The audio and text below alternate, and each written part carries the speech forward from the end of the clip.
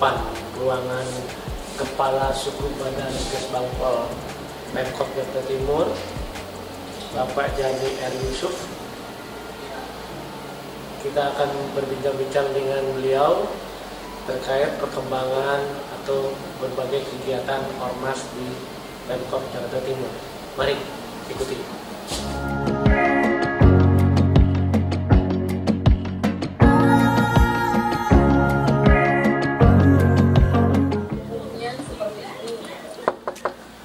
Assalamualaikum.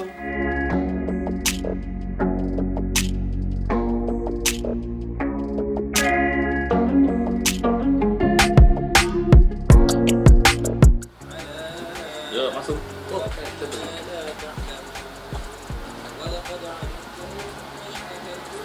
Apa kabar Pak? Salam. Kabar baik Pak. Silakan Pak. Assalamualaikum warahmatullahi wabarakatuh.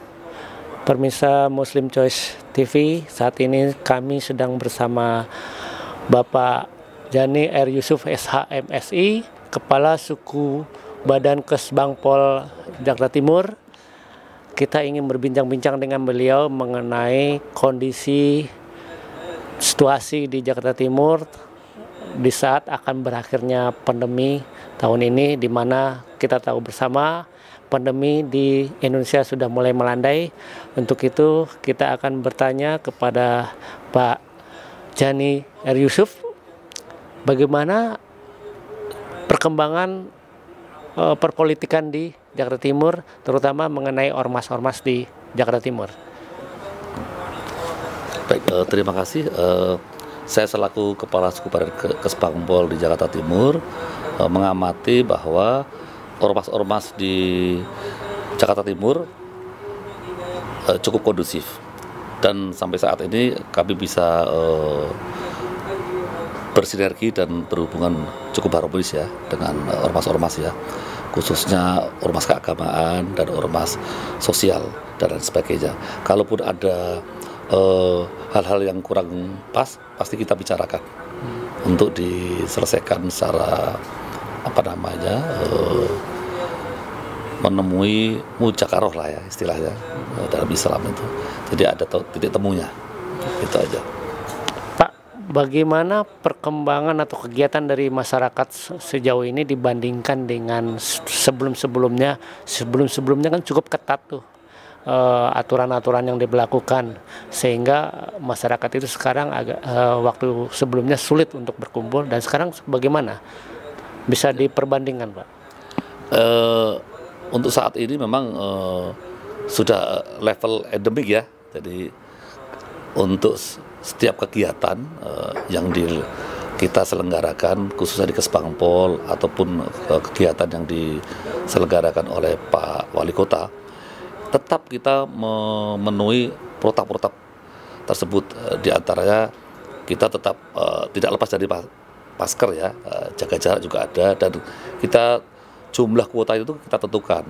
Jadi kalau misalkan kita dalam jumlah besar itu kita di hall kita itu ada 300, kita ngadakan 100 dengan tetap ada jarak 2 meter itu yang selama ini kita lakukan begitu.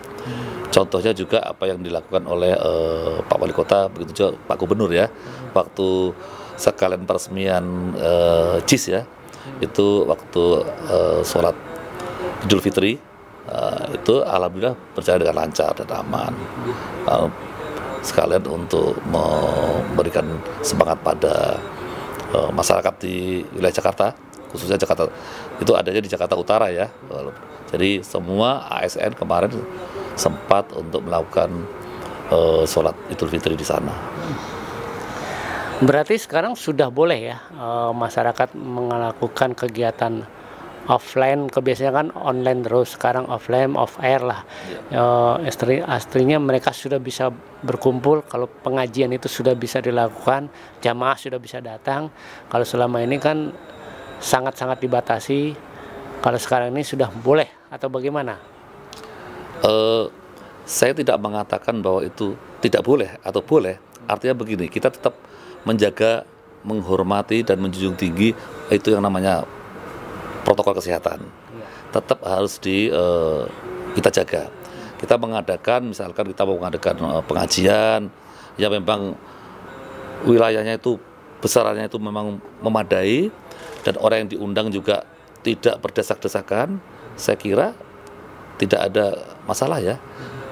Dan itu memang tetap seperti kami menghadiri acara di Saadah ya, itu pengajian itu tetap kita bawa ini Pak, bawa masker juga, kemudian juga ada jaga jarak, walaupun juga itu banyak yang datang ya, jadi tetap ada cuci tangan juga ada, itu tetap kami lakukan.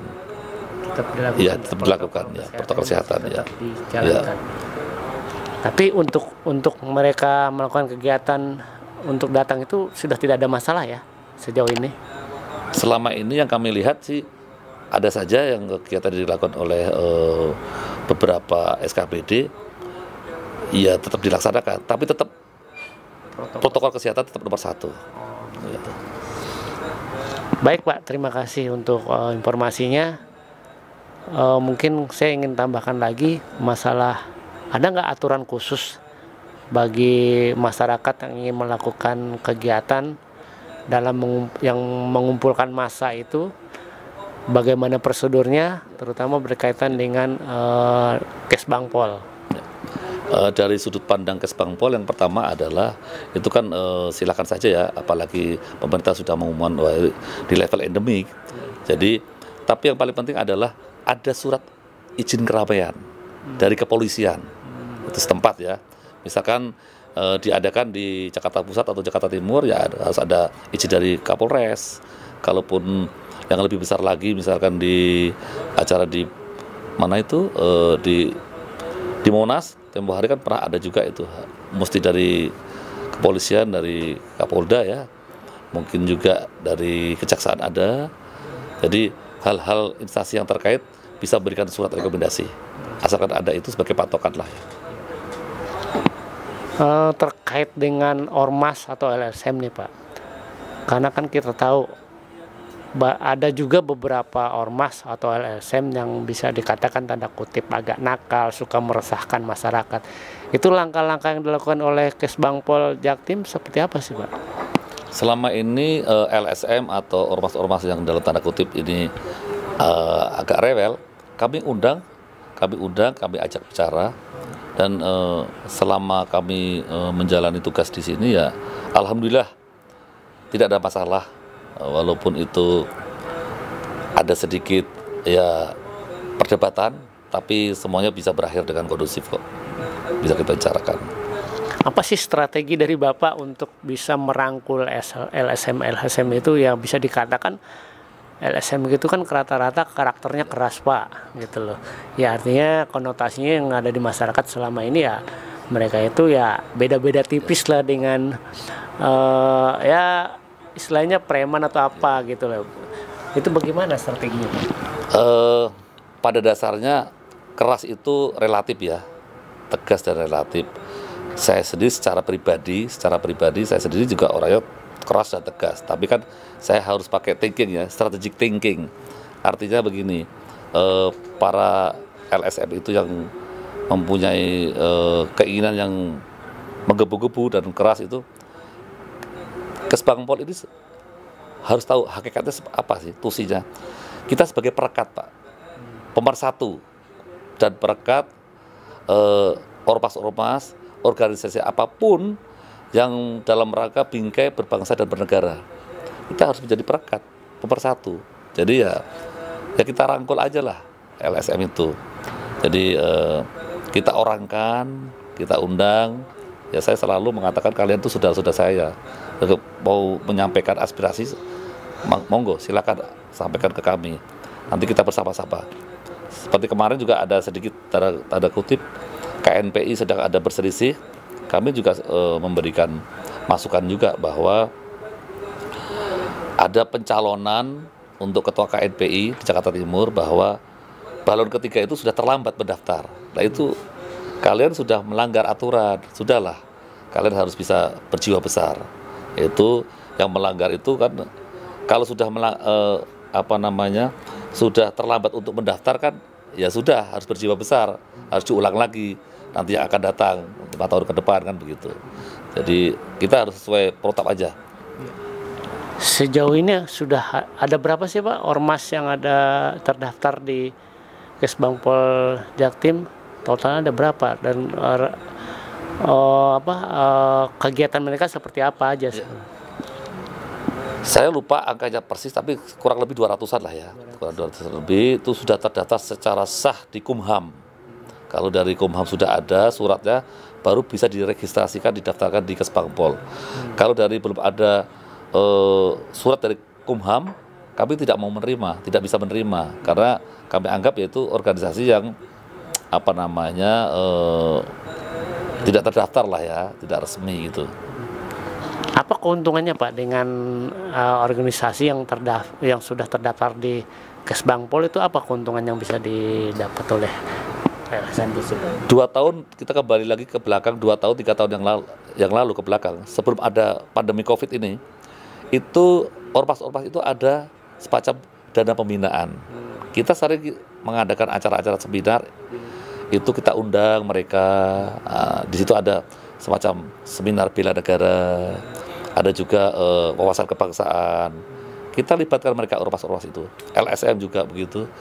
Untuk 2 tahun terakhir ini memang karena ada pemotongan anggaran, jadi kita dana-dana pembinaan itu tidak ada.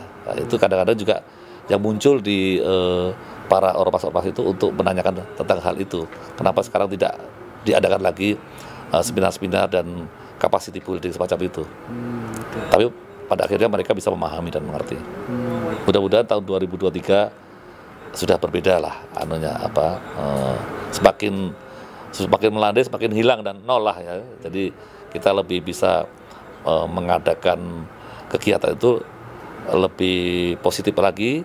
Artinya kegiatan itu bisa dilaksanakan dengan kita mengajukan usulan anggaran, karena memang sudah tidak ada pandemik lagi. Ya.